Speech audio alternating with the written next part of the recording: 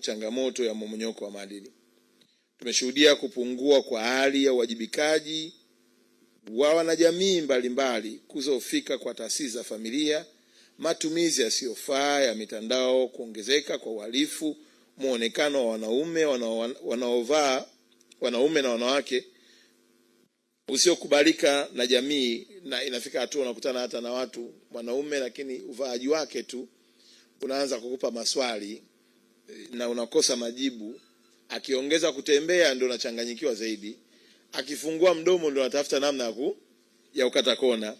Matumizi ya madawa ya kulevya, matukio ya ukatili, kuongezeka kwa vitendo hivi hasa katika makundi ya watoto na makundi mbalimbali katika jamii, pamoja na mambo mengine mengi ya aina hiyo. Hali hii isipothibitiwa kwa mikakati ya muda mfupi na muda mrefu, itasofisha maendeleo ya kiuchumi na kijamii kwa mtu mmoja mmoja, lakini kwa taifa letu pia.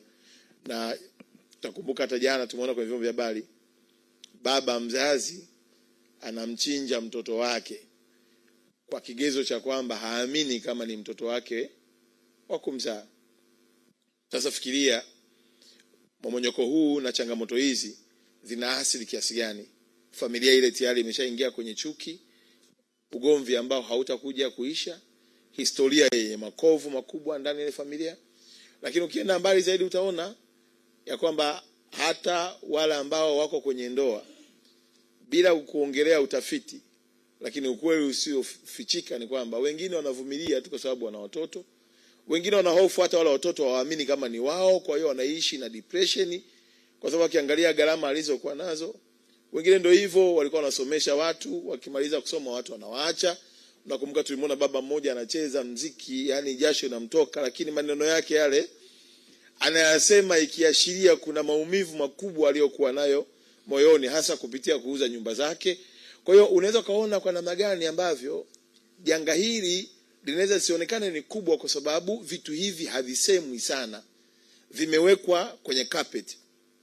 Watu wako busy kushutumiana kwenye mambo tu ya uongozi ya kisiasa, lakini huku kwenye familia zetu hali ni mbaya zaidi. Kutokana na hali hiyo, serikali imeandaa mkakati wa taifa kukabiliana na mmomonyoko wa maadili wa kipindi cha miaka 10, yani 2026-27 hadi 2036-37. Mkakati huu ni nyenzo ya kimkakati itakayolenga kujenga jamii yenye maadili imara, inayozingatia utu, uwajibikaji, uzalendo na mshikamano wa kitaifa. Ndugu viongozi, tukiongozwa na waziri wetu Dr. Rose Gwajima, pamoja na mambo mengine, mkakati huu wa miaka 10 umezingatia maeneo yafuatayo. 1.